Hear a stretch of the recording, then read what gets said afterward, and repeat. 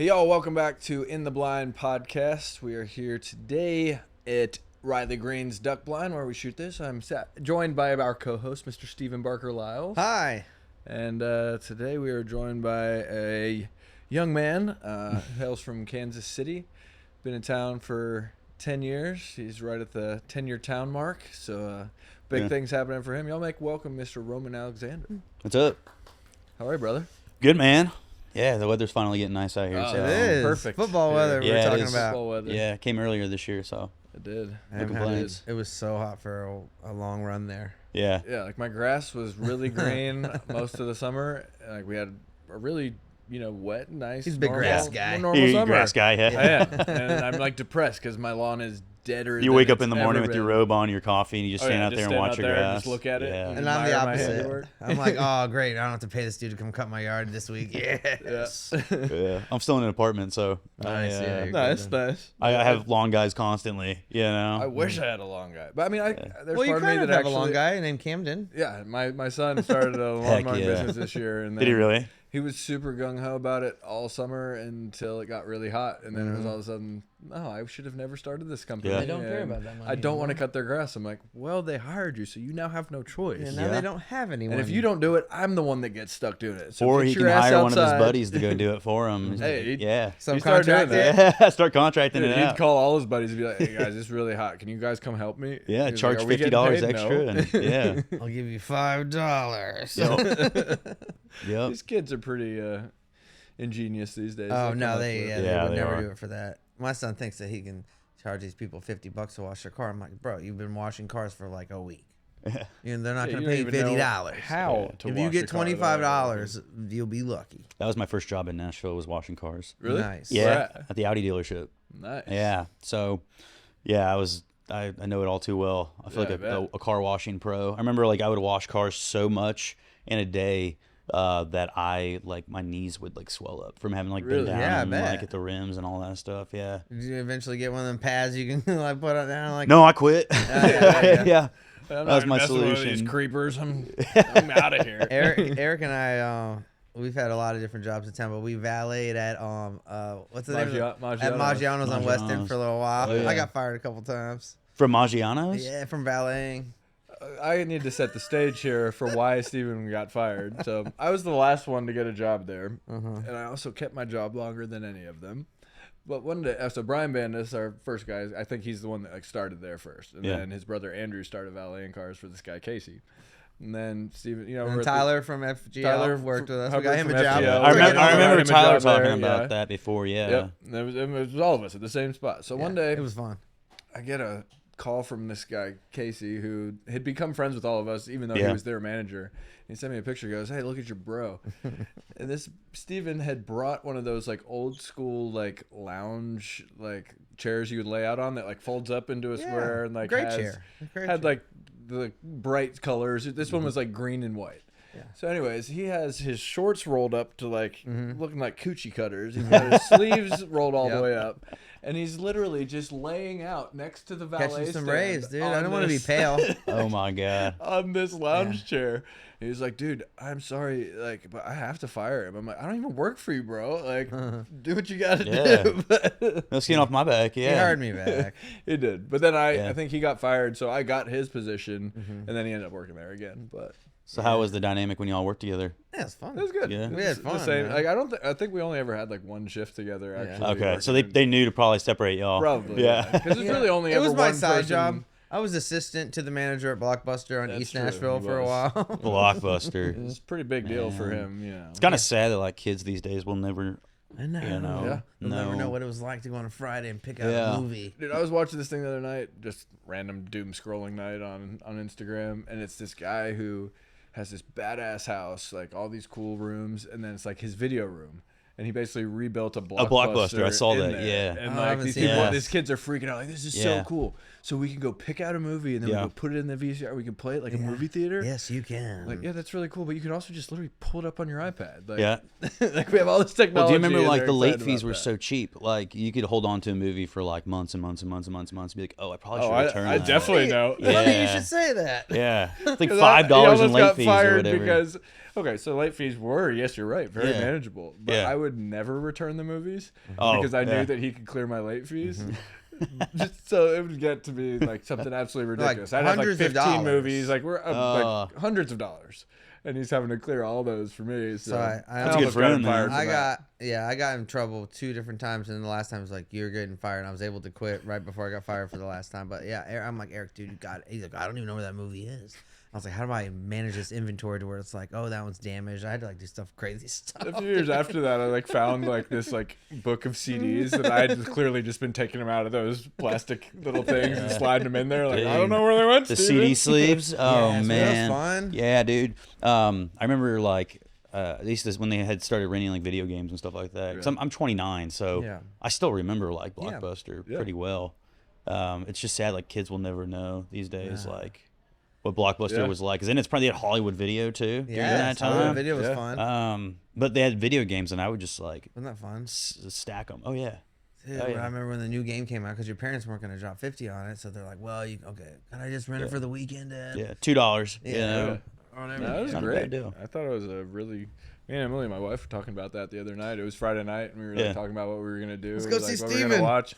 And she was like, remember when we used to go up there and like we would like go look around and get a movie and like we'd get a thing of popcorn and take it home and actually put it in and sit down and spend the whole night on the couch. It was a night. Yeah, the candy selection. Like you don't need to do that anymore. It's like yeah. you just pull up a phone, and then if you get distracted and you need to pause it or do something else, it's like you stop it and then you go back to it the next weekend. It's like whereas if you had that video, it's like, oh, I only got it for 2 days, so I gotta watch it tonight. 3 months later, he would go back to the DVD he rented from me.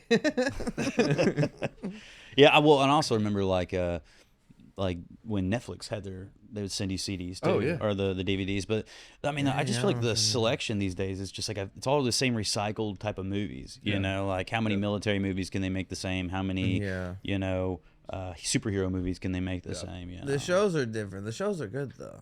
Yeah, like you can find some good shows. I need to get into it. I'm watching like The Terminal List lately on Amazon Prime. It's a pretty good one. So I mean that's really what I prefer. It's like I like to find because these shows now it's like each episode is like its own mini movie. Yeah. So I mean you can. Yeah. I mean I like to watch. It's great, and the content and the quality of these shows are so much better than they used to be, which they're really on par with the movies. It's like I almost would prefer to watch that than the movies because it's like they try to cram so much into a movie. They don't really get to develop the characters and the storyline like they do in one of those shows. Yeah. And like, you get attached to it that way. And it's not just one-off movies here and there. So and the A-listers are like, whoa, they're going to the big shows now. They're going to shows. Yeah. So you can get, Billy Bob Thornton on. Oh, Landman, I got onto that for pretty good. I mean, I'm obsessed with it. I love so Landman. good. I mean, there's another show, The Agency on Paramount also. It's another Taylor Sheridan show, and it's got Richard Gere in it. And, Lioness is a pretty good one too. Is awesome. Did you ever watch that? Yeah, man, that's Paramount a great one. Plus, they're killing it over there. Taylor Sheridan is the shit. He just released a movie about like this guy that like hunts like serial killers. Or he's like on the manhunt. He hunts serial killers? He's like hunting one, I think. And I got halfway through. It's on an Indian reservation. It's awesome. Do you know what it is called? No, I just saw it the other night advertised. It's pretty new? I was watching one of his other shows and I saw the advertisement for It's got the guy Jeremy something from the Hurt Locker. Oh, you know what I'm talking about? Yeah. So he's the main guy. And that's the dude that almost died in the snowplow? Yeah, Jeremy Renner. Yeah. And he rides a snowplow in the movie, so. Does he really? Yeah, he does. That's wild. He's trying to save someone's life, man. You can pay someone to do that, bro. Yeah. I love him. He's a great actor. I'm gonna adjust my leg's starting to fall asleep. Yeah, you do what you Maybe do. the pants. To stay guess my pants are a little tight, I like those pants. Get those country singer pants. Comfortable. All right, good. Country singer pants. So what do you got going on in the music world? I know that is your thing. So. Yeah. No, I just got an EP that came out August 22nd or 21st. Awesome. August Congratulations. 21st. Yeah, that's good. Yeah, it's my third EP. But as of last week, my label and I parted ways. Okay. So it's a weird. We've been. I would say congratulations on that also. It definitely feels like a new beginning. Like I'm thankful. It was like 7 years with them. Oh, okay. And that's a long time. It I was a kid when I went in there. And that's what I always wanted to do. Was that's the dream. Like move to Nashville, sign a record deal, get a publishing deal. And when that ends, you're like, okay, what do I do? You're still trying to relearn some stuff, but I think it was time. And yeah, so that was kind of, it's just weird timing. The EP comes out and then you lose your record deal, but you know, it's the beauty of having. And then like a butterfly flies on you. Perfect. In the middle of it. And no, it is a weird feeling. It's nice now though they have social media to keep you still active. Like with us, when we lost our first record deal, we just disappeared. Everyone's like, "Where did they go?" Yeah. Right? Isn't that how it felt? No, it was like at that point we were like, well, we just have to get on another label. We just have to because that was the only way to skin a cat at that point. On radio, it was such a big deal. Yeah. I mean, it's still there, Yeah. but it was so much more prominent. Yeah. But you know, like I've always kept up with you guys. I mean, I saw you guys at Appreciate Kansas it. Hall, 2013. Yeah, we were like 13, 14 Yeah, we were years talking old. about that off camera, and Yeah. we were reminded like the morning because I think we've only played Kansas Hall that one time. Yeah. And that morning of that show, our friend Ronnie Phillips had called us. He had a show called Heartland Waterfowl that they're all based out of the greater Kansas City area. Yeah. And then you guys did Hot Country Nights for Q104. Yeah. I was there for that one too. I was like a big like cool. I'd always email Mike Kennedy at Q104 and like try to get like an opening slot at like Hot Country Nights. I will say I remember one of my favorite shows we've ever played in Kansas City was us, Randy Hauser. Yep. Little Big A couple Town? other people. It was at I think it was called Whiskey Tango. Whiskey Tangos, yeah. Yeah, and it's like that yeah. big ass building outside of town a little bit, and like I mean, I remember I was still drinking at that point, and we just had a crazy night. Because I remember something crazy happened out by the buses or something that night, and it was all like we're all there with our buses because it was a radio tour, like a radio show, and I think it was on a Thursday before we were all about to go out for the weekend and do our thing. Yeah, the label paid for the bus, so we had a bus. Felt cool. I just remember it being crazier than normal, and it was almost like everybody had not a chip on their shoulder, but like something to prove. Like, no, I can outdrink him. I can outdrink him. Oh, for sure. It was like we were all just going shot for shot after the show, and I remember the rest of that weekend was miserable just because of that night. But it was one of my favorite shows we've ever played in that area. Kansas City is a great market for country music. Yeah. I mean, the Midwest is in general, but what's the best barbecue there though? Everyone always has like what's that gas station? Oklahoma Joe's. It's now called KC Joe's. I'll be honest with you, I don't like barbecue. Oh no way. Okay, good for you. You know, it's like that's what I like to hear. You know, like I had so much of it growing up. I know that sounds like ridiculous. I'm just a good old fashioned like steak guy. Steak and potatoes. Steak and mashed potatoes with brown gravy. Oh, okay. And like chicken wings, I like buffalo chicken wings. So yeah, I mean, like there's a lot of it in Kansas City. There's a lot of barbecues, a lot of options. Do people ask you that question all the time though? Yeah, I mean, like you're from KC, like what? People just and that's assume. a fair question because it is the barbecue capital they call it. I know, but I've had better barbecue or just as good other places like. Well, I grew up in North Carolina, and it's like Carolina barbecue was always a thing, mainly pulled pork. Carolina barbecue is my favorite because of the mustard. I was just about to say that because of the good spicy mustard or whatever they do over there. Yeah, and like. I guess we have like the vinegar sauce and then the mustard base. Yep. And like different parts of North Carolina, like people gravitate towards one or the other. But if you mix the two, it's pretty incredible. What part of North Carolina are you from? Matthews, right outside of Charlotte. Okay. So, yeah, I go to Mooresville. Okay, nice. A good amount. Yeah. My grandfather was the pastor of a church in Mooresville. Okay. And he was also a chaplain for NASCAR. And just being in that area, it's like everybody was there. So that's why I go down there. I go down there. I got into racing. Really? Well, I've always been into racing. I grew up karting, like racing go-karts. I always wanted to go into like Formula One. That was like my dream, right? Like I love open wheel racing. It started with IndyCar obsession. Like when I was a little kid, my dad's a big Formula One guy, big racing guy. Did you see the movie yet? I did. Yeah, it's good? great. I thought it was pretty on par with. Okay, that's what I was gonna ask. I haven't seen it. My son loved it, but I haven't seen it. I love it, but I never know because I'm not in that world. Like, how accurate is? I mean, obviously you got Brad Pitt in there. You got to have some like Hollywood, some embellishment. And like Javier Bardem or whatever his name is. You gotta have a little bit of that. But my buddy, who was my race instructor, and that's how we met, became one of my best friends. Like he was like he raced in F4, F3, and he was like, this is pretty on par with. That's cool. I mean, they're even using the terminology and the words and. There's one thing Hollywood did not ruin. Yeah, and I think Lewis Hamilton was on that too, so that probably helped. That he was kind of helping direct that for sure. But yeah, I went to Mooresville. I needed to get a helmet for a test day to go out and test F4, and I needed to get a race suit. So I reached out to like this company called Bell. If you guys ever seen like the racing helmets at Bell and them, and they were like, sure, let's partner up, and we partnered, and then. They took me on like a tour of all the race shops. Like I got to meet Dale Jr. and like go and see his race shop and walk through. And I was like, wait, I got even more obsessed. So it's kind of like this addiction I have. Like I have to like race cars. I have to be in a race car. That's fun. So yeah, that's really cool. If it's not music, it's all I think about is racing. Do you have any connections with electric dirt bikes? My son that is his calling to own one. Really? I just saw an ad on TikTok for one. Yeah, I mean, I've watched some reviews lately because I'm sure our children have been talking. He won't let it go, bro. All of a sudden, that's something my son wants also. So how old are the kiddos? 11 and 12. Oh yeah, they're dude. like 8 months apart. So. Yeah. My son is obsessed, bro. He even made like a video about like why I should let him get one, and then he sends me TikToks of kids pitching it to their parents. It's only this amount a week. I'm like, At least I know where this is coming from now. Is it a specific dirt bike? It's an half electric. It's like I don't know. The one Camden found me is like it's probably the same one. It's all electric, but That's I mean this thing flies. I mean, like they're comparing it to the best dirt bikes out there, and like this is the best one. And there's some then, influencers that like ones like it that are there's YouTube guys that like push it so the kids want it even more or something. Yeah, I mean, you can find them. You're more of a four wheels kind of guy. I like them all. I've always heard about horror stories with motorcycles and dirt bikes, and I'm just like scared. I know Taylor Holder he showed me a picture one time when we were riding. His face was all busted up. I think he like went straight into the handlebars on a dirt bike, if I'm not mistaken. I've seen him posting videos of him doing some crazy shit on it. And he's great. And supposedly he's like really good at it. Didn't Tyler Hubbard get in a wreck recently? Yeah, Tyler Hubbard, another one, was really good really? on the bike. One of our best friends, Jamie Grosser, used to ride professional motocross. Yeah. And he did. That dude's put together by so many rods and screws. Yeah, they're like bull riders, honestly. They really are. Versus racing, you're so safe. Like in a Formula 4 car, you're doing like 150, maybe 160, and it feels like a rocket because you're so low to the ground, and it's only weighs like 1,250 pounds. And you're pulling G-forces and whatnot, so you feel like you're going 300 miles an hour. But it's so safe because you're so locked in there. You get the Hans device for your neck, and you hit something, it's gonna hurt, but you're not. It's a serious cage, though.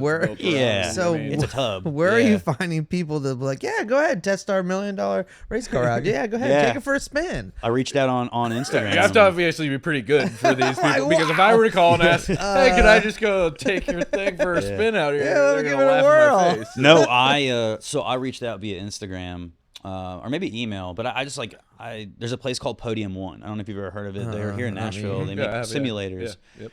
And so this guy named the Steve out there was like, hey man, like, do you want to come out? You can just go and test it and try it out. It was so realistic that I was like, I have to do this for real. Okay. I grew up karting, so I have some knowledge of racing and I know how to. But then I just was like, I reached out and I was like, I was gonna do whatever it takes to try to get into a race car. Did you have to like send them your score on the thing? Like, hey, I can actually drive this. They just trusted you. I kind of lied a little bit. I said I was a karting champion.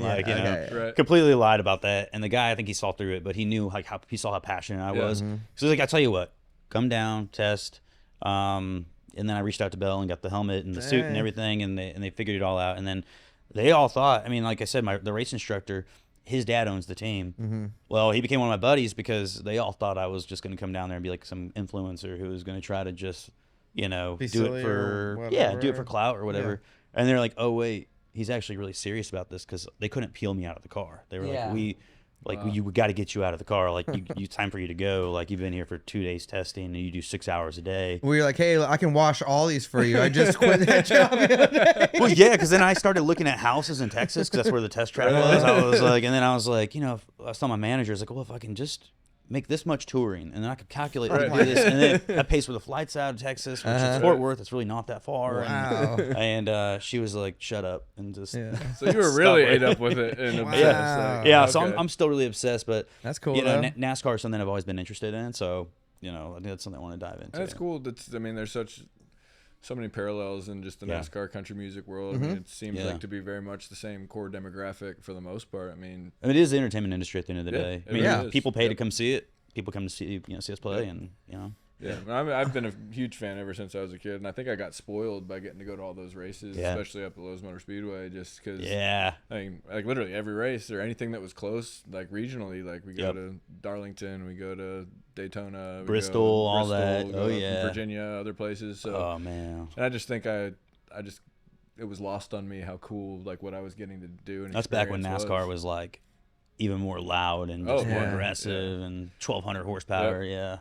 And then I went to UNC Charlotte, which is up in Huntersville and the Concord area. So they actually ended up developing, like we were talking with Chase Rice about it, because he was on, he went to USC, and like a bunch of my friends that played college football are all now like, fuel guys, jack guys, tire guys, just because they need big. Because Chase was a pit guy, wasn't he? Yeah. Oh man, that's so crazy. So, like, UNC Charlotte actually has a major, like in a program you can go into now, like as an ex-athlete, or even just as an athlete trying to get into the sports world, and like they offer that. And it's very technical and very physical. It's probably so hard to get in. And they have full practices. All like they train like it's like they're a football team. I mean, and it's really incredible, and how quick these guys are. And like, I don't think most people realize how huge a part of the team and the race that those pit crew guys really are. I mean, milliseconds. If they screw up, one lug and they're off by a second, that can cost them the entire race. Oh yeah. I mean,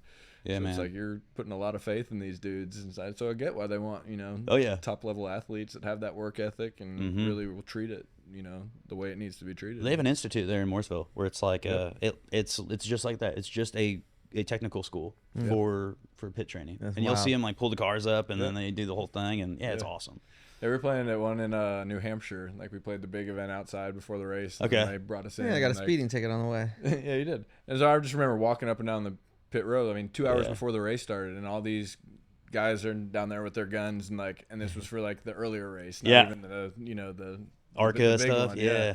And like these guys just practicing going at it and like, beating each other's times and high-fiving each other. And then like, I'm thinking this shit's really fast. These guys are incredible. And these were all like the truck guys. I didn't realize that. Now all like the main NASCAR guys come in and like they're blowing these guys times away, and like I was like, okay, that was fast and impressive, and then these guys were blowing my mind with how quick they were. Is there anybody there that has like a place where you can pretend like your car is like in the race, or like they change it, your tire brand new, you just order the tires ahead of time and the rims, and you pull in and they do the whole Toyota thing. Corolla. It's like training for like these guys, like but everything's already pre-set up. You pull in, you're in there for like a minute maybe, and then you're out and you're like, all right, going to dinner. Like a Jiffy Jiffy they would have to gently remove your plastic hubcap, and then their gun just tears apart your lug nut. It doesn't matter. It sounds cool. Yeah. It could be a fun franchise. You drive off and the thing's all wonky. And Man. Yeah. No. I saw a meme last night. So since you guys know a lot more about racing than me, and it's a dude standing on top of it, looked like a NASCAR, and he's holding up something like celebrating the win. It says something like, last night when Baltimore thought they won the game up 15 on the Bills, and then the guy's holding it up and he falls and his leg gets stuck in the door and he slams his shoulder on the ground. Have you seen? Is that like a famous video from this year from a race? Connor Zilic, So you already know. I knew you would know who it was. And it was like so funny, but he actually looked like he actually got hurt. And he's like the nicest dude because his leg got stuck in the door or something. So then all his weight like snapped down. Oh, it was bad. Yeah, it broke his collarbone. Oh, and there you go. Concussed him. Okay, it looked like a scene from Ricky Bobby. No, it really looked like a movie scene. Yeah.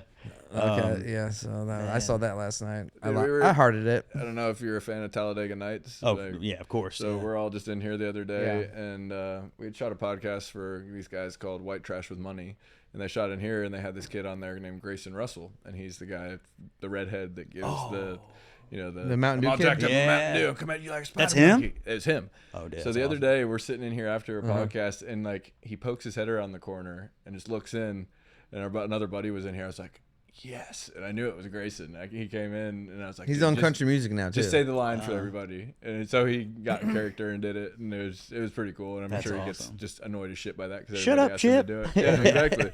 But he's one of the nicest dudes. But that's awesome, man. Pretty ironic just to just be hanging out in here, and then kid from Talladega Nights shows up. It's pretty cool. And I didn't know he was doing the Diary of a Wimpy Kid stuff too. Yeah, I mean, was that him too? Yeah. He did all that.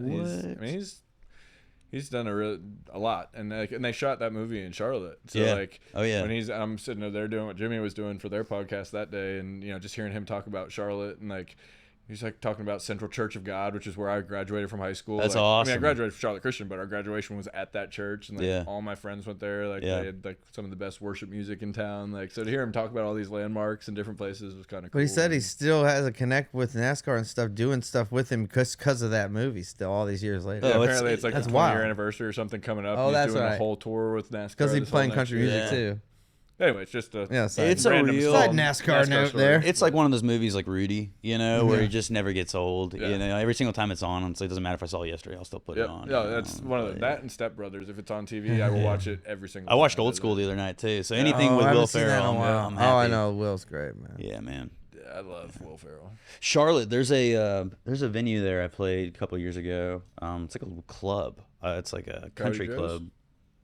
No, it wasn't Coyote Joe's. Whiskey River? Whiskey River. Yeah. That was a good time. You know that Dale Jr. used to own that? Did he really? Yep. When they first opened, he was one of the majority owners. Man, and that place is awesome. He got out of it place shortly is cool. after there. Because I remember we played there a couple times right after it opened. Because that whole Epicenter building that was in like wasn't even there when I was growing up. And once it wasn't even there when I moved to Nashville. And then it was built a few years later. Yeah. So it was fun to go back to Charlotte and play a place that wasn't there when I was there. But I remember my mom came to that a couple times when we played there, and it was a great venue. But one of the nights we played, Dale Jr. was in there. Man, that's awesome. And so it was pretty cool. And I'd known him in like college a little bit and gone out to his place and seen like, that's that cool, kind of dude. Western town that he has on his property and whatnot. We played the grand opening of the NASCAR Hall of Fame. Yeah, we did that. I forgot too. we did that. Did That's that with cool. Lee Bryce in downtown. Dude. I know. I got to figure out my stuff, We don't ever get man. to talk That's about. awesome. We don't ever get to talk about NASCAR that much, so it's nice to have someone in here that does. I'm not like a super nerd on it. I like IndyCar a lot more. Could talk more about that, but I mean they're all motorsports. Like I love it all. You know. Yeah. For those that don't know, like what's the big difference between IndyCar and then the F1? F1. Yeah, so F1, you got teams that you can use different engines and different specs and develop engines and develop cars and different aero packages and they have power steering. Versus IndyCar where you don't have any of that. All the teams use a stock IndyCar. Obviously, I think the engines can be different. If I'm not mistaken, but I mean there's no power steering and IndyCar runs on ovals and road courses. F1's just road courses. The road course here is pretty cool with downtown. It is, man. My buddy's a crew chief for one of the teams, and he gave me the. Yeah, so this year did they do it treatment. all out at the? They did. Yeah, I think because of the stadiums getting built. That makes probably why sense. they did It was already a around that cluster. parking lot. Yeah. It was crazy. Yeah, I went to it a couple years ago and I was blown away just how wild the whole thing was. Yeah. Like, seeing something like that just running down Broadway and I just thought it was really I cool. wish they would race down Broadway, like down the actual main strip. Yeah, That'd be that would've so been so cool. That'd be wild. I mean, they still came Yeah, over the the most bridge. I got to see was when they're like doing donuts and stuff out there Yeah. in front of it. Yeah, I the was up on one pre-stub. of those rooftop bars watching that. It was really cool. I watched the jumping trucks last year. Yeah, the monster stuff.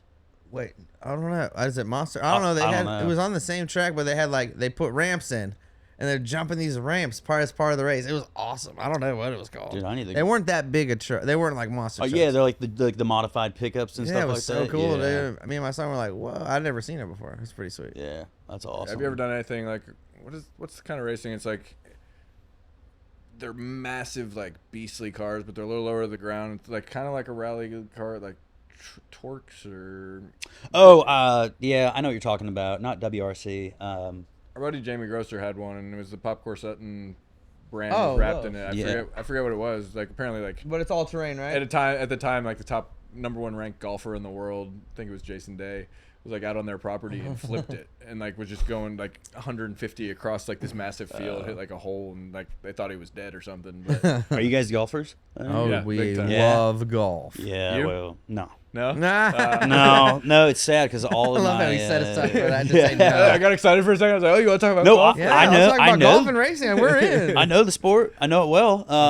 I've been fortunate to like golf with people and to get to experience it. Yeah. Like I got to play Troubadour a couple times. That was really That's cool. fun. That was a cool I course. still haven't played there. I mean, and that's what got me into golf. Really, was this business, and like, Yeah. you know, there's so many scrambles and. now pickleball is the thing. Yeah, It's like everybody goes and plays pickleball with each other. I love pickleball too. I'm But more if of a I had the golf choice, guy. I would much rather be on the golf course. It's I can't get good at it. My whole family's good. My sister's good. At pickleball or golf? Golf. Oh. My uncles are all fantastic at it. Like Really? I don't know. I think my uncle can shoot like a 57. Like he's that's ridiculous or incredible. whatever it might be. I don't know the terminology. But during COVID, 6'7" probably.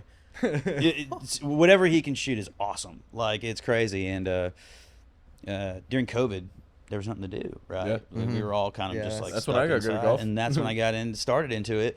So I'm kind of one of those, like, if I get into something, I go all in on it. Yeah. I have to have the best or just a lot of it. Yeah.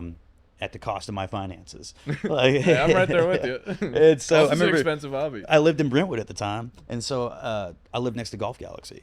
Oh, And nice. so I would go over to Golf Galaxy, and I would just be like, what can I buy today? Yes. You know, okay, Oh, okay, man, maybe that I only need to place spend is $60 today, but I'm going to buy this today. Is And there still one near the mall over there?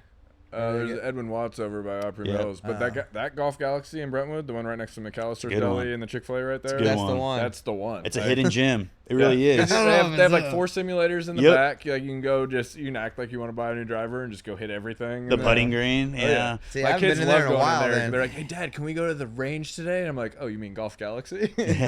I have all these contacts in golf too. It's like, you know, Oh, the do you music really? industry. It's like where you get these contacts, you meet these Yeah. buddies, and one was Roback.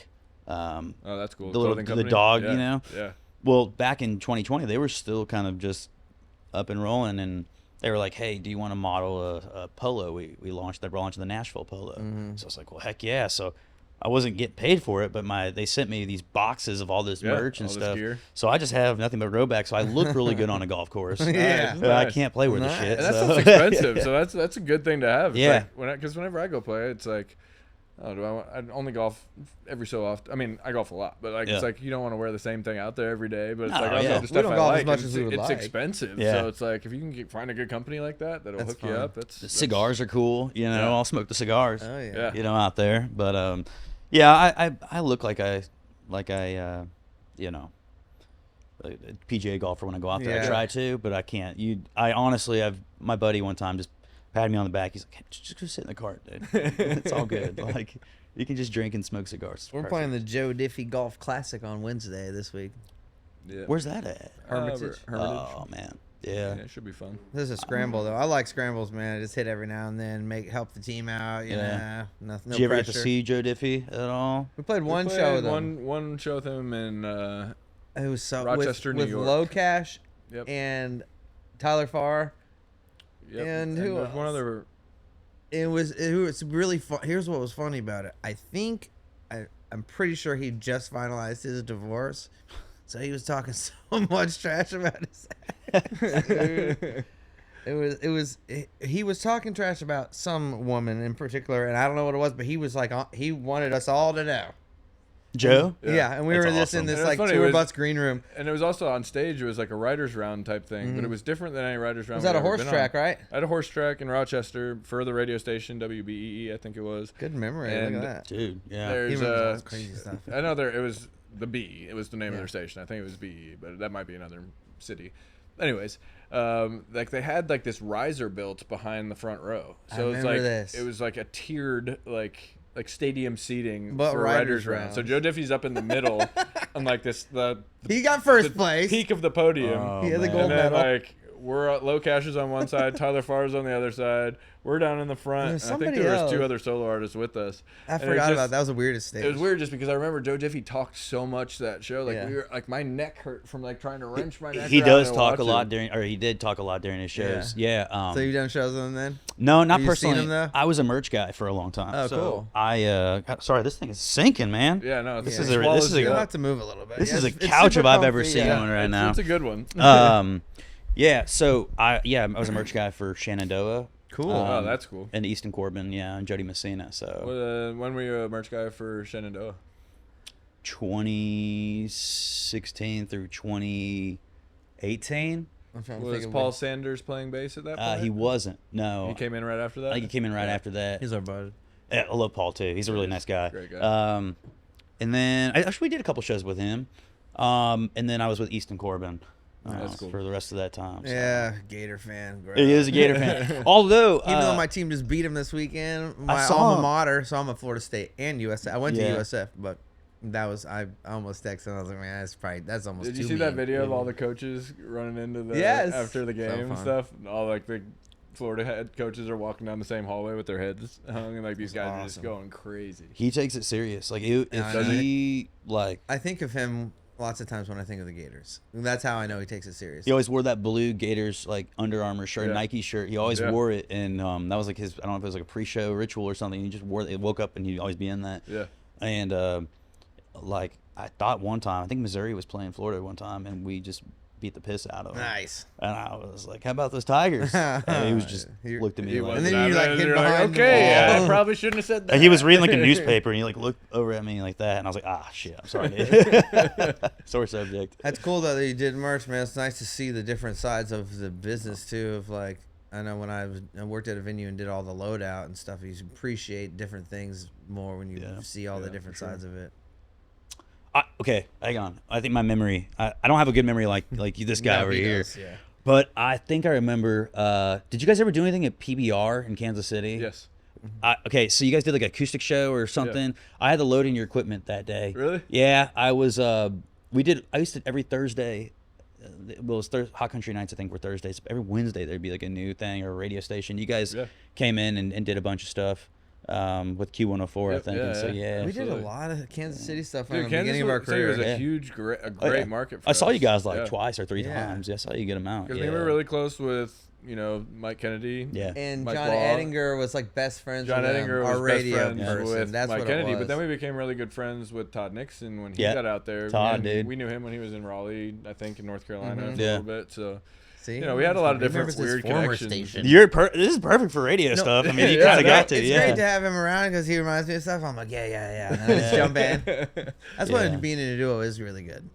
Yeah, we both have things we remember, and he'll bring stuff up all the time. I'm Yeah. like, oh yeah, like he remembers different types of things. I'm like, Eric, remember we made out with that dude? And he's like, no. I'm like, well, you did. Hence my 10 years of sobriety. I don't remember that, and if it did happen, I'm really confused. No judgment, dude. No judgment. Did you guys ever you mentioned Tyler, but did you guys ever have anybody like a merch guy or anything like that ended up going on and doing music or anything like that? I don't Not think like that Cole worked. Swindell kind of thing. Yeah. my brother did our merch. It was okay. We kind of had siblings doing Yeah, our, we always had family friends. or friends. Yeah. Like Cheap when we first labor. moved People we wanted to here, hang out Cheap with. labor, It was all like friends that were going Yeah. to be on the road with us anyway, just because that's how we did it. Yeah. And we all kind of lived with our brothers, cousins, family members. So it's Yeah. we tried to keep it You all want to come in-house. sell merch? Yeah. And they just well, come that's party not- with that's us, not and bad, then yeah. they lose count of how much we sold. And I mean, with our but hammer. a No cool, counts, a cool version of that. I remember, after our producer Jeff Copeland was done kind of developing us, and we'd kind of done our thing. He started a new band called Blackjack Billy. Oh yeah. And they always had a revolving bass player, and I remember going out and playing some shows with them, and Ian Munsick was playing bass for him. And I was like, man, and they hired him because he could sing super high, and could sing all those high harmonies, and he was an incredible player. But that's how I met him. But I remember thinking, this this guy's gonna be awesome, and then Billy, he dude. randomly now he's huge, he's massive, and I It's never so really saw that, thought that would come from that. I'm But glad you it's- brought that up. I literally was like, I've known this dude forever. How do I know him? And I never could figure it out until you just said that just now. He was in Blackjack Billy, dude. Yeah, I mean, I think he was playing bass for them That's for so and then there's crazy, another man. Clayton Shea played Was he bass for playing the them, show? and now he's trying to do the artist thing too. Was he playing the show with them when Jeff's like, "You never been crowd surfing at one of your shows? You got to do." Was he at that show? Remember that? You remember that show? Yeah. I was like, "Yeah, we play country music. We don't crowd surf. We're not like Blink 182 over here." Yeah, but that's really the closest person like that I would have to. Yeah, but nothing like Cole Swindell, being Luke's guy. Mine was Graham Barham. Oh, really? Do you guys know Graham? Yeah. Yeah. So Well, he's doing that song. He just had that thing come out with Tyler. Tyler, this week, yeah, right? and they got the Rain, Oil Rain, Money Rain. song. Yeah. Oil Money, yeah. He's a good guy. He's like one of my really good buddies in town. Graham is? He's just like he was my tour manager when I was on the Sam Hunt tour, and then I went out with Old Dominion that year too. So I was like, I need a tour manager.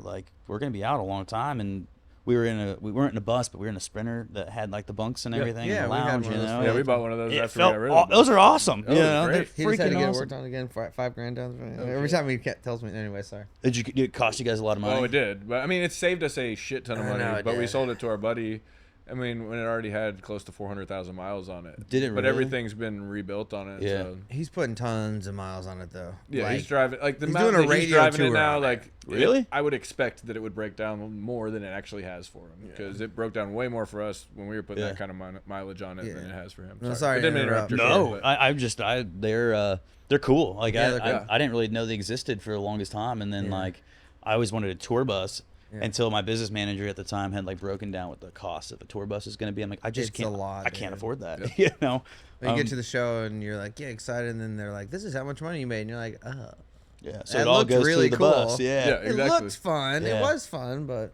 Well, I think that's being a merch guy. That was a really good experience because I learned a lot of the ins and outs, and I got to see a lot of the back end of things. And I think you learn about overdrives. You learn about. I know.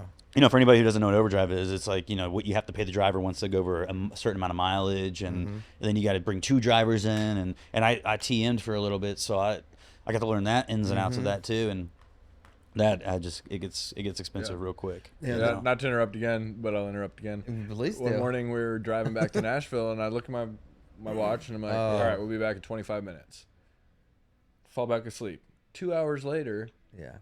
We've driven in a circle around Nashville like the driver 20 times, took the long way to and the driver was just trying to get to an overdrive. And he knew we were asleep because we were all asleep. He was so probably we just mad at kept us. running the circle, and then I texted our tour manager. I was like, dude, I think this guy's trying to take us for a ride here with this overdrive because we were going to be under it by 200 miles. Yeah. And I remember Dave woke up and just went and ripped the guy a new one. Literally made him stop the bus right there. They called a different driver, had him come and take it from there back to Kroger. Not even that far. Yeah, it probably wasn't a great day for that guy's job. No, but it happened a lot. Now that I'm thinking about it, and talking to other artist friends, they always used to. We had to go around and then through the bend and around the mountain. I'm like, oh. Yeah, or people we'd be coming home from Atlanta and they wouldn't take the straight shot. They'd go all the way up to Bristol and then come back down. Come on. Dude, Graham put gas in the diesel. Oh gosh. Yeah. And we went to a BP. He's like, "What?" I was took a nap in the back. In the Sprinter. In Sprinter. Yeah. And we were getting halfway down the road. We're on the way to Iowa or Minnesota. But we were in Iowa, I think, at the time. And he goes, ramen. And I was like, "Yo, what's up, man?" He's like, "I fucked up." And he looks at me, and I'm like, "What do you mean?" And then I heard the sputtering. And I was like, "What did you do?" No. He goes, "It had a green handle. I thought it was a BP station." No. I'm like, dude, the size difference. How did you? Yeah. He did it, and we had to get it siphoned out. Yeah. But I played a prank on him. I acted like I was super mad. I was like, dude, this is gonna cost me my entire run of the tour. Right. I'm done. I'm done for. You're causing me to be late.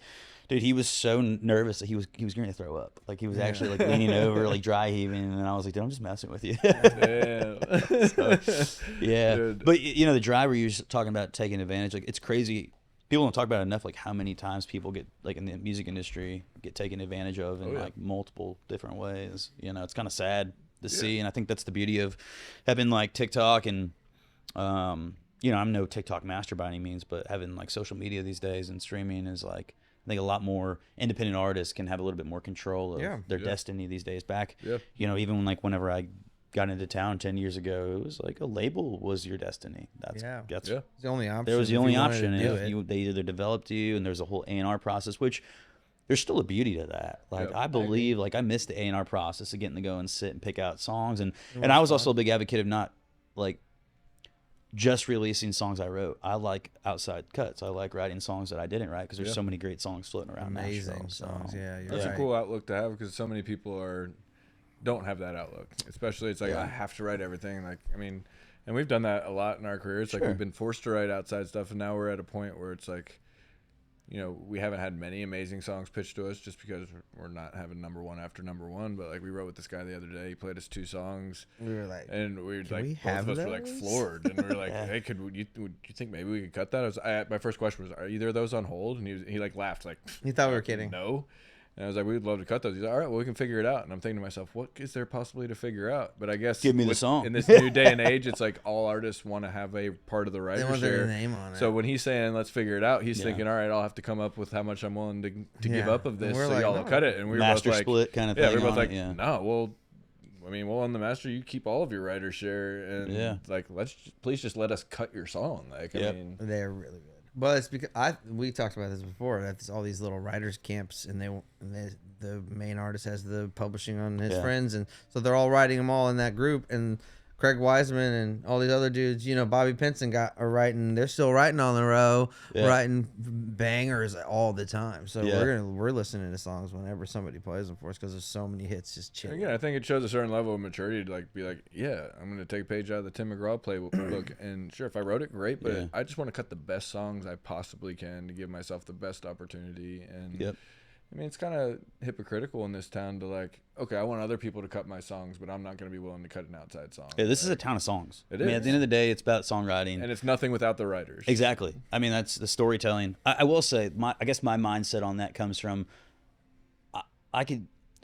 there's a lot of artists in my age, I guess, that feel like, they'll always say like Waylon, Willie, Johnny Cash, you know, the typical, like we all have those influences. Right. But I didn't really fall in love with country music until I got into high school, like to impress girls, you know? And it was like, you know, Angel Eyes was out, you know, like, you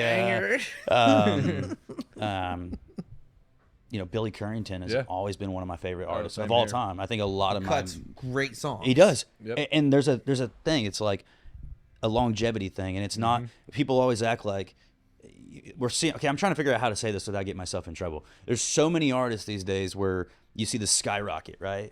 These little spurts, but they don't kind of forget it's just a long game. This is a long game. It's a long-term play, and like Whiskey Myers is a perfect example. They have been around for so freaking long, and they just continue to release great music, and eventually it got caught on and people heard it. But I was listening, initially they would roll into Kansas City, and my dad's got this like fascination with finding like bands way before, like he should be an A&R guy. He found That's funny. Whiskey Myers whenever it was like 2009 or 10, and they were coming to play Knuckleheads in Kansas City, and there was like 10 people to watch him play, and it was just so cool to see like that. And they're still playing the same song because those songs then are now the big songs, and they just stuck with it and released. But I guess my point is, the artists that I love, they have these long draws, and it's just, you look back in 15, 20 years, like every song's a banger. Yeah. Billy Currington, you go to one of his shows, you might not see him for 5 years. He might go to the islands and climb coconut trees, but then you go to one of his shows and there's it's just 15 number ones. After number one. Yeah. After number one. And you're like, oh, that's him too? Oh, yeah, I forgot about that one. But even the ones that aren't number ones are still like hits. That's how it was for me in Lone Star the other night. I stuck around because I was riding with Michael, and I was like, oh, shoot. And I was like, you know what? I got to get out of this trailer and go watch that. Dude, speaking of songs, their least favorite song to play every night is Monday Morning, Mr. Mama. You walk out there, it's their biggest song every night, their guy said. Really? He goes, yeah. And they all hate it? They hate playing it, but the crowd went nuts. Kids 15 to 70-year-olds are all singing every word of this song. It was so funny. I got a little video of it, man. I was like, because that's what I was excited about. I love Lone Star, man. It was great. Little Texas, Lone Star, Black Hawk, Shenandoah, man, dude. Those dudes could sing the phone book, and I would have listened. Man. I mean, so good. Those guys are awesome. I mean, Shenandoah was one of the artists that are bands. I love Shenandoah. You know? I mean, Marty's one of my favorites. He's one of the best singers, and he still got a bunch of so friends that have played in our band, that like Paul Sanders, Travis Mobley, who was their keyboard player for the last probably 3 or 4 years. I mean, I remember all of them when they went to that gig. It was just like, this is it. I've hit the lottery. Like, to get to tour and be a part of a band like that is like, that are such legends that are still doing it and still doing it as good as they've ever done. It's really cool. Isn't that funny too? That's what you just said. That's how Vince Gill felt. With the Eagles. Yeah, like dude. Yeah, what about that feeling, dude? Oh my god, god. That had to be Seven Bridges Road. Good to play that every night.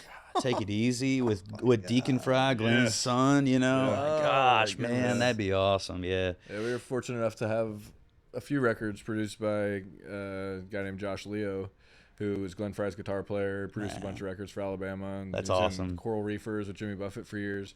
But on one project at Curb, we brought in Jim Ed Norman to produce with Josh. And he's Don Henley's best friend, recorded all the strings on Desperado, a bunch of the Hotel California stuff, like lived with them out in Southern California, like back when they were all in those same apartments with Jackson Brown and J.D. Souther and all that. That's crazy. So, and literally it was...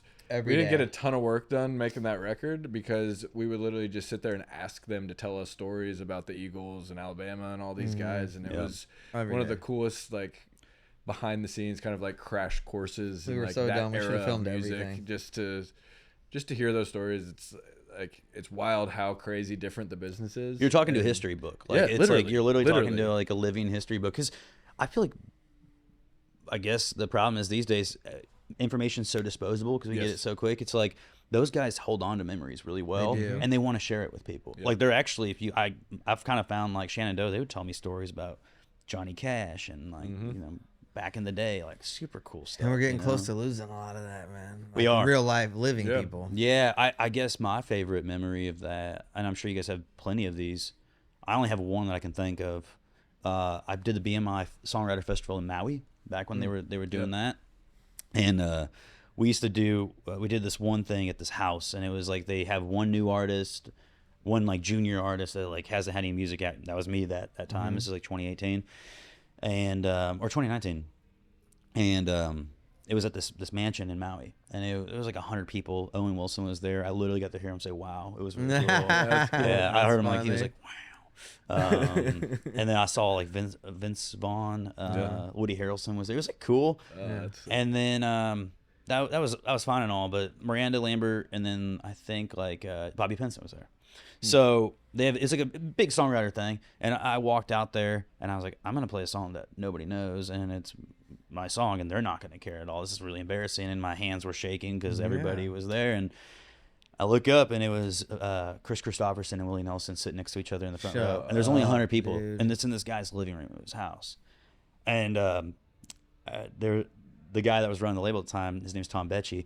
He looked over at the owner of the label, and he said, "Oh shit, Roman's so screwed," because like those guys are like, massive idols to all of us.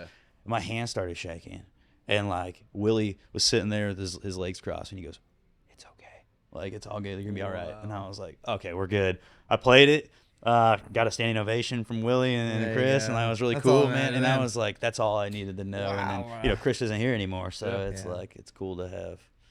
I thought you might be ready to say his name because we were in Maui whenever it was that he died, and that wasn't that long ago, I don't think, or whenever it was. But the day we were in Maui, like someone that morning had told me that Chris Christopherson had a house in Maui, not too far away from there, maybe up in the hills a little bit. And like we were driving down that highway in Lahaina, and I remember seeing that come up that he had passed away. And I never knew that he had retired and lived out there. But he did. A lot of guys do. I don't think I put that together. Yeah. A lot of the people live out there. It's like it's a big hub for people. Alice Cooper lives out there, and they this place they play McKenna. It's a golf course out there. It's like a discovery property. And I guess it's like I got to play it. It was really cool. I didn't know anything about golf. We haven't played that. Right? We haven't. No. But it's one on my list. That it should be. That I'd want to play out there because like we have a buddy that used to. His dad ran Maui Gym for years, and makes sense with Maui. And he lives out there now, retired out there, and he works at what's the plantation? Kalua. Oh yeah. Plantation or not? Kapalua. Sorry. Yeah. And like he's always like, yeah, I can get you guys out there. And once I found out about McKenna or whatever, I was like, thanks, man. McKenna's wicked. Can you get us on this one? It's insane, and you could play with your shirt off and no shoes. What makes it so different? I don't know because I'm not a golfer, right? I wish I did, but I wish I appreciated it. I know a lot more about golf now than I did then. But I've played those courses where I'm like, I wish I could go back right now. Yeah, and appreciate it for what it was. I just know I drank my weight in alcohol that day, and I smoked more cigars than I've probably smoked in the last like 5 years. And I love cigars. Can you still sing after you smoke cigars? Oh yeah, I can't, man. Yeah. I know Riley's a big cigar guy. That guy's always smoking cigars. Yeah, and Steve, who owns Losers and Duck Blind, and his cousin, they always like 4 o'clock every day, which is an hour ago. But they've been out there smoking cigars. They do it every day. I don't know if I know how not to inhale. Yeah, I smoked cigarettes for years and wasn't a big cigar guy, and like accidentally would inhale, like just because out of habit. I like cigarettes too. Got real green, real quick, real sick. Yeah. I don't mess with them anymore, really. It's like it's got to be an occasion kind of thing. But I'll smoke them. I bummed a cigarette, I don't know, a couple months ago, and I was like, oh, maybe that's why I don't smoke anymore. I couldn't get the smell off my hands, and my face smelled like cigarettes and all that. But I hadn't smoked one in over a year, so you kind of forget. And I was like, oh, that's why I stopped. Yeah. And then I was coughing. But I smoke like a smoking a joint or whatever. That's like so dumb. Like I'm trying to get more into cigars now. Just really? Because on the golf course, if someone like trying to get more. I'm trying to get more into cigars. Like I'm getting to the point where I actually enjoy it, and I like the different y'all tastes. Do you not drink anymore or anything? No, I've been sober from alcohol for a little over 10 and a half years. Congrats, now. man. Steven's guys newly sober. Let's see. Are you? Yeah. Let's see, Congrats, man. I wonder if today's 90 or tomorrow's 90. That's a big deal. I might go get a coin tonight at the local. I was kidding. But like that's such a thing, and especially in not just this business, but in this town. It's like I'm just doing it because it's a fad, honestly. Everything's so based around alcohol, though. It's like, do you want to go out and grab a drink tonight? 89. And whatnot. So tomorrow's 90? Yeah, tomorrow's 90. Congrats, man. Thanks, man. I tried smoking weed. It didn't go very well for me. I can't do that. It makes me sick. It's my like one thing that like takes the edge off for me, and like when I like right when I got sober, obviously went through a couple different programs, and for me personally, it's like. Do you have any you recommend?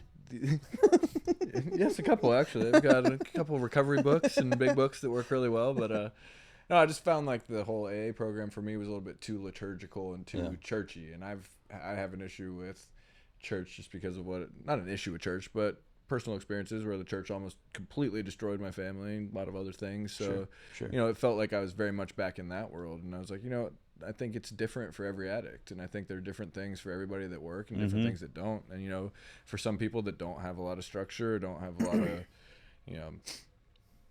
self-work, a work ethic or anything, it's like they need that structure and they need that it works for them. And for whatever reason, there's parts of it that worked for me, parts of it that didn't. Yeah. And like just the idea that it had to be all or nothing with everything, like, okay, well, I never had a problem with these other substances. Like I could smoke a joint and not need to smoke 60 more, but if it was alcohol for me, if I had one beer, I would drink every one that was within 100 miles if I could get it in my hands. And for whatever reason, it's like a coping mechanism kind of thing. And I was obviously running from something, trying to numb something, just couldn't put two and two together of what it was. So it's like once I stopped, I felt like I finally developed the emotional tools to figure out what it was that I was running from and realize, okay, so I'm numbing all of my issues with this, but the other stuff, maybe that's okay for me just to take the edge off when I need it. And then I don't do anything stupid if I'm high on weed. I've never overdosed. Maybe the worst thing that happens, I eat a couple extra cookies and then, watch a movie on the couch. Like, I mean,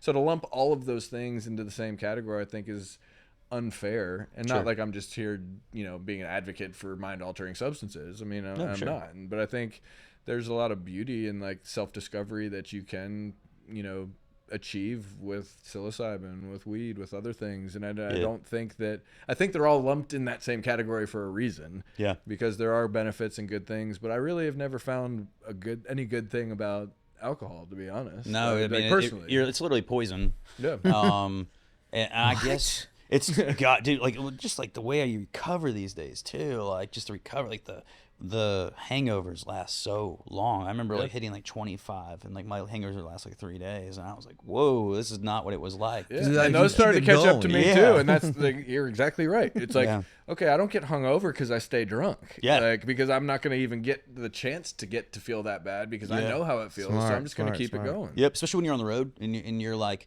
I mean, we did these college. A couple of years ago, we did these college tours where it was just like so fun, the best. The best. I love the best. Even now, man. Brick Street, Oxford, Ohio. Oh, yeah. I don't know if I would like one now. We've had some amazing nights at that bar. That Brick Street. Oh man. Wait, which one is that? Brick Street. Oh, you know that one. Oh, shoot. It's got the little. They don't have a backstage. It's got an alleyway back there, and you just walk out to the stage. And I walked out on stage drunk, and I mean like hammered. But the energy was so good. Like you didn't realize you were drunk. But anywhere else, like I can't get up there. I could never play drunk, right? Yeah. It just doesn't work for me. But then it becomes, like I said that, and then I went on tour, and we went out for like 3 weeks straight, Monday through Sunday, like 3 weeks. And all of a sudden, you could play drunk, couldn't you? Because there was no other way to play. I mean, it was just like you hit like day like 10, and you're like, I don't know how long I've been drunk for, but I'm really drunk. But we're playing University of Wisconsin tonight, and this is gonna be awesome. And who was your booking manager? I was with CIA at the time, and no. That sounded like you said CIA. I was gonna say that sounds about right. That was a euphemism or same thing. Yeah, that's about right. Yeah, it's another 3-letter agency, isn't it? Yeah, WME, CIA, FBI, same thing. All the same. No, college towns are fun, man. They are fun. unless your booking agent doesn't look at their football schedule and books you. Oh, we've had those at the same time as kickoff, and there's like nobody. Yeah. Oh yeah. No, I had one that You're was playing like at 7 o'clock. I played Missouri, my hometown. Yeah. Like my home. That's my when I go to Mizzou, that is my place. That's like my alma mater. You know, Have they embraced you pretty good there? They do, and I have a song that I wrote for them, and it was like, you know, anybody else in the SEC does not care, and I don't blame them. But for Mizzou football, it means a lot. Like David Nell, and I'm sure Trent Tomlinson would appreciate it. Yeah, but you know, and Sheryl Crow. Sheryl Crow, Brad Pitt too. Yeah.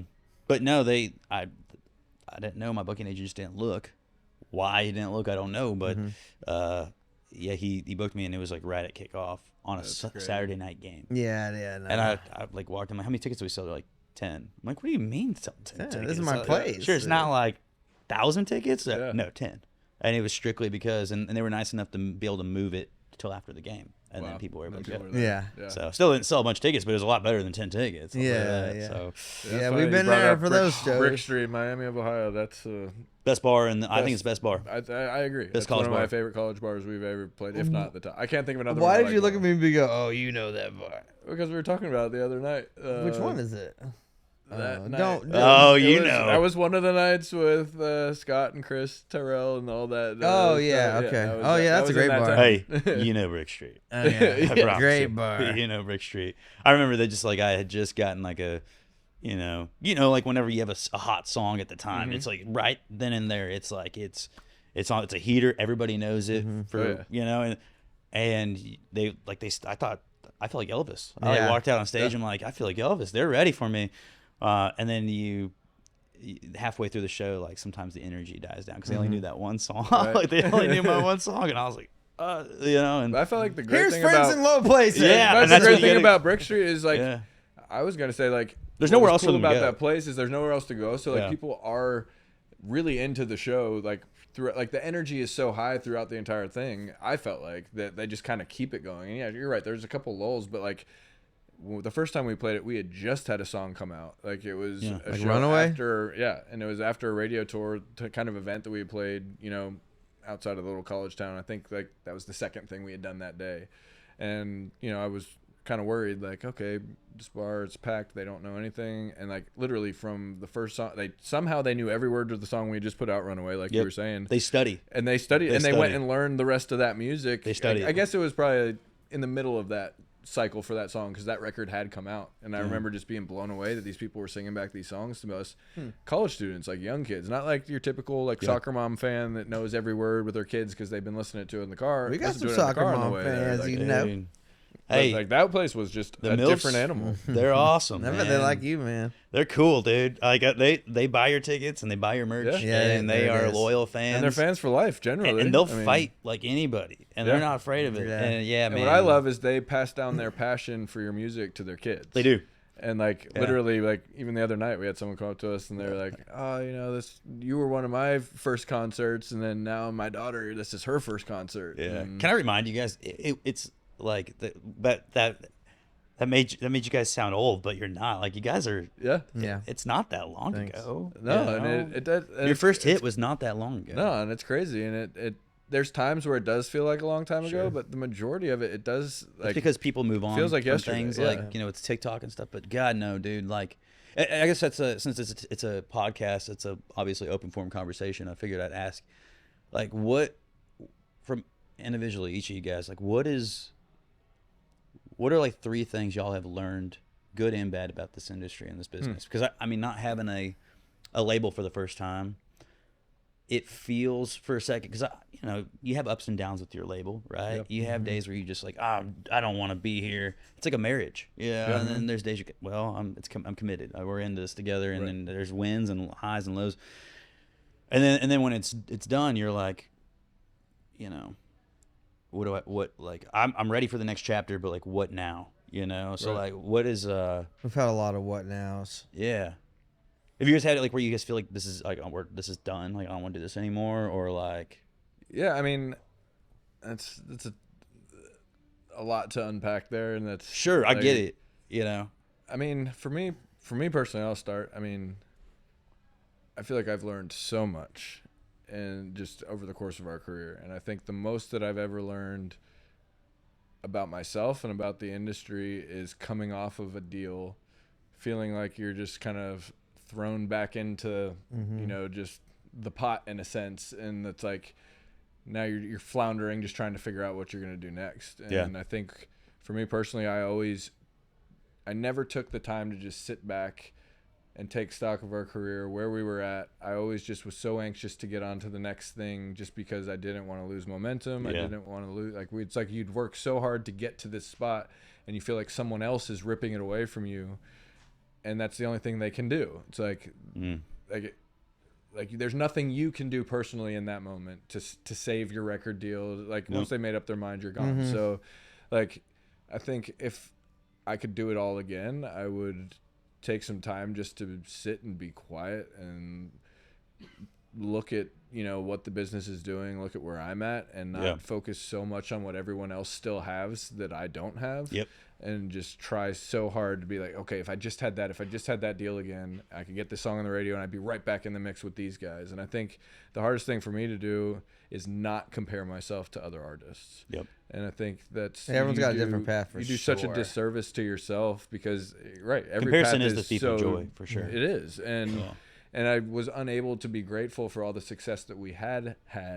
And I was just obsessed with what came next and just getting back to where I was still competitive with, let's say, Tyler Hubbard from FGL, or, you know, Brett Young, or so and so. Like, it doesn't matter who it is. It's just, you're always, if you're looking at what everyone else has that you don't, you're never be content with what's right in front of you. And I think it's one thing I would do completely differently if I could go back and do it again. I mean, again, but I also wouldn't really trade anything that's happened in our career, just because I'm so grateful for all the lessons and the experience and the maturity that's come with that.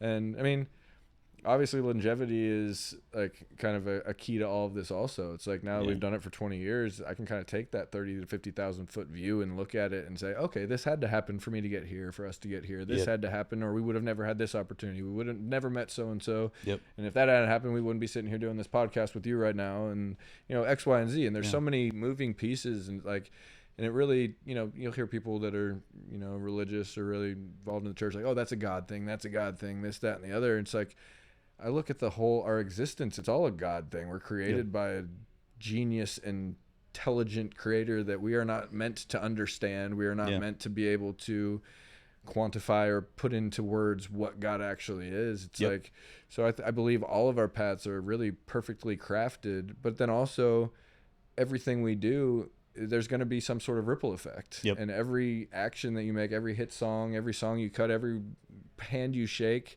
you know, you just delayed that person a couple seconds from maybe walking out into traffic and getting hit by a car, which changes their family life, which, that person's son might have been the next CEO of Apple, and now we're not going to get this piece of technology 50 years down the road. You know what I mean? It's like, that's crazy, so many different things will go into impacting like what happens in your career and all of our careers. And it's like, we're so focused on the minutia and our tunnel vision and everything. It's like, okay, let's look at all of it and just take a minute to just appreciate the brilliance that anyone's existence is, and the sheer fact that we're even born, and the odds of us being in a human body and our soul, you know, manifesting in the way that it is. It's just mind-blowing to me, and we get so lost in the details and the crap.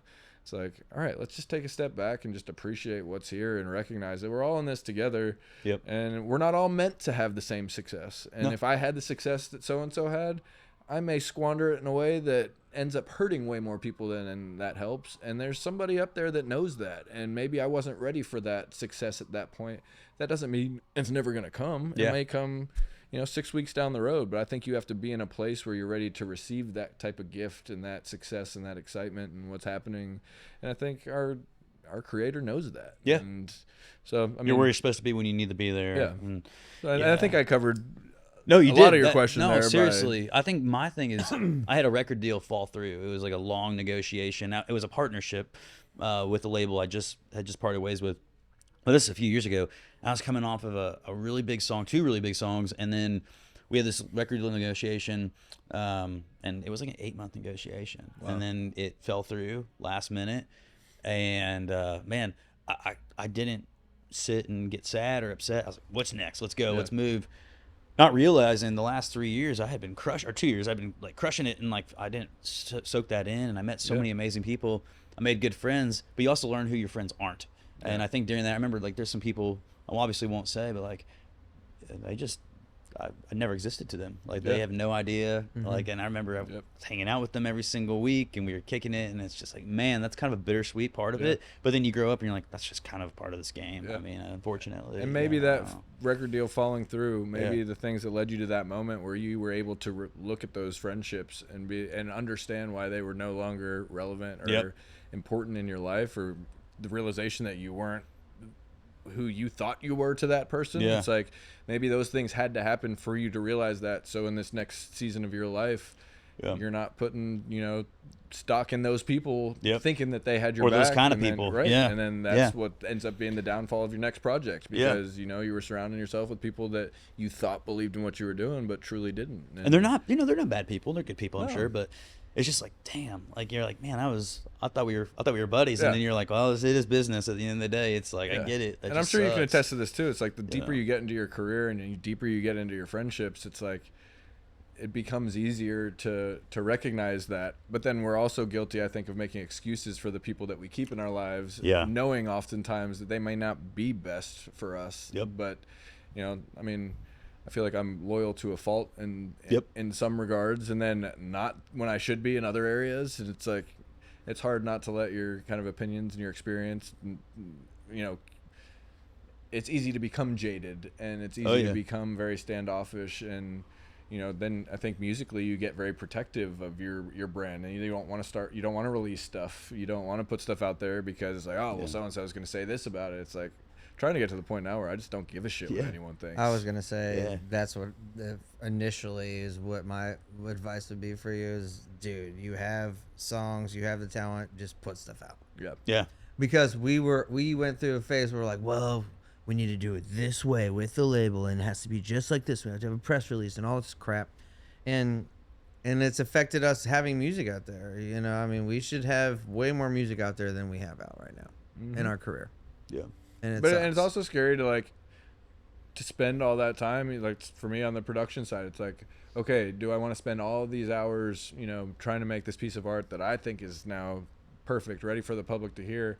I've spent thousands of hours from beginning to end on this project. Like, now there's a chance I give this to somebody else and they take it out there and completely screw it up. So it's like, you back yourself into a corner almost, and then you got so many emotions, so much anxiety, you get depressed, you're like trying to figure out what your next move is, and it's like, ooh, depression. That's a real thing, man. Real. I didn't realize it. I never had it. So real. I never had it. And it's real. Me neither. I was never an anxious person ever.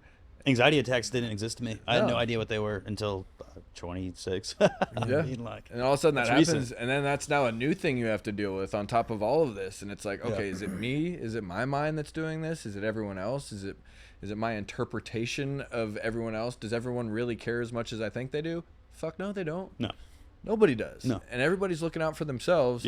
And people that are empathetic, truly empathetic people, are really focusing on the people around them, and those people that they're focused on could not give two shits about what they're doing, and the people will take as long as you'll give, and you'll look up and you'll have nothing to show for it. You'll be emotionally drained, you'll be physically drained, and these people aren't even there for you when you need them. And it's really sad, and it's such a hard hole to climb out of. And it drives me nuts. And personally, it's like, man, I was never a depressed guy. I was never an anxious guy. When I'm, you know, family members would be like, oh, I'm just dealing with some serious anxiety. I'm like, okay, get over it.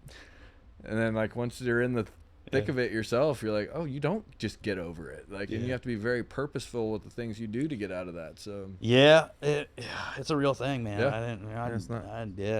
But you know, I guess I'm blessed. I mean, it's been a good last 6 years, you know, of being on a label. But not much has changed. I feel like, you know, I woke up the next day like, am I gonna feel different? No, I feel fine. I feel normal.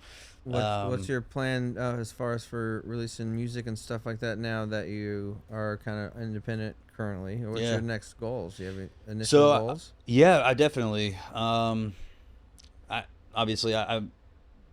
spent the last 6 years writing all the time, you know. That's good. And so I have a stockpile of songs that maybe the label didn't like that I love. You know, we all have those, and you know, and I just released this EP, so that's enough to float me through at least October, November, while I'm kind of sorting out who the new distribution team is going to be, and who I have my producer already picked out. A great guy, Matt McVaney. He produced all my past stuff. Very cool.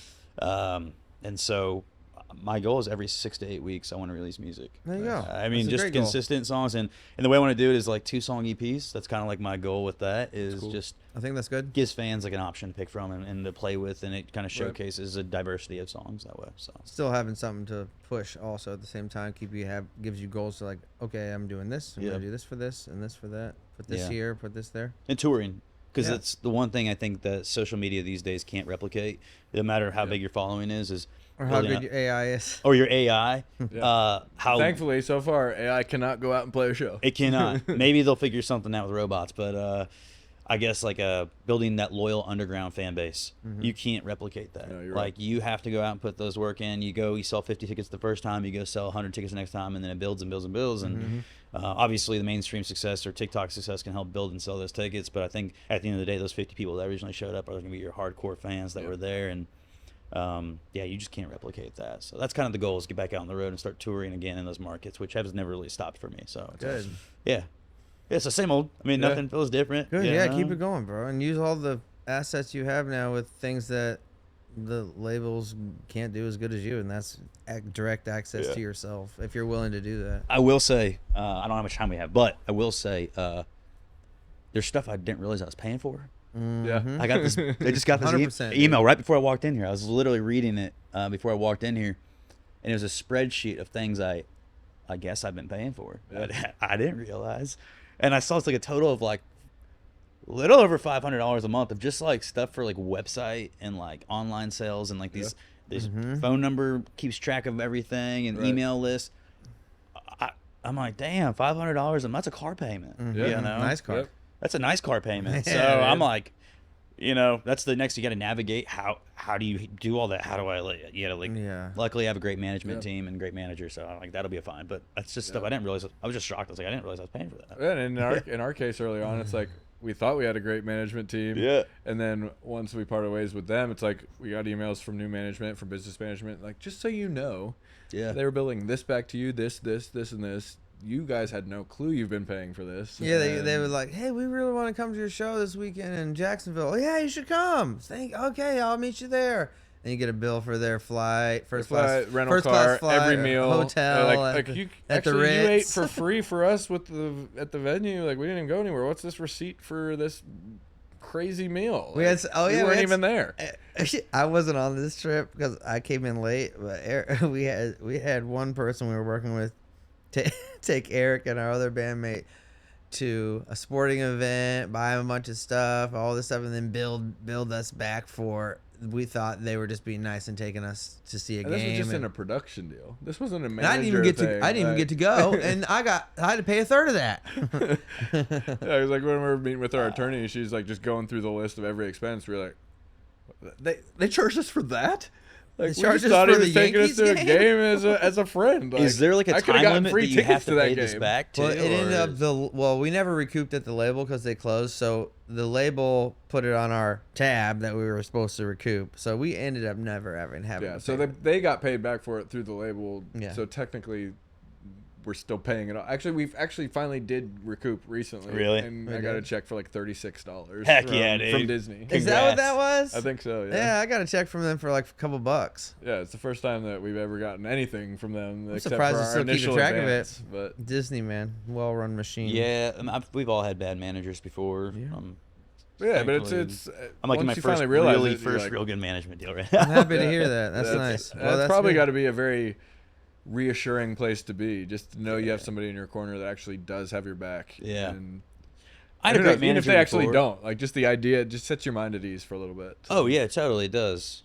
I mean, I don't know. I've had 3 managers. I think I've gone through 3 managers. You know, I've had one that was all right. I had another that we just didn't see eye to eye. It was like we were just different places. Like I don't think they didn't have the capacity. Yeah. Fantastic person. Love him to death. And then this one currently is just freaking awesome. That's It awesome. just makes the world a difference. Yeah. You Yep. know, It's nice. So Yeah, I Nice mean, to and have- again, we've had so many managers that were not proactive. Just like, okay, I feel like every record deal we've had has come with a different manager.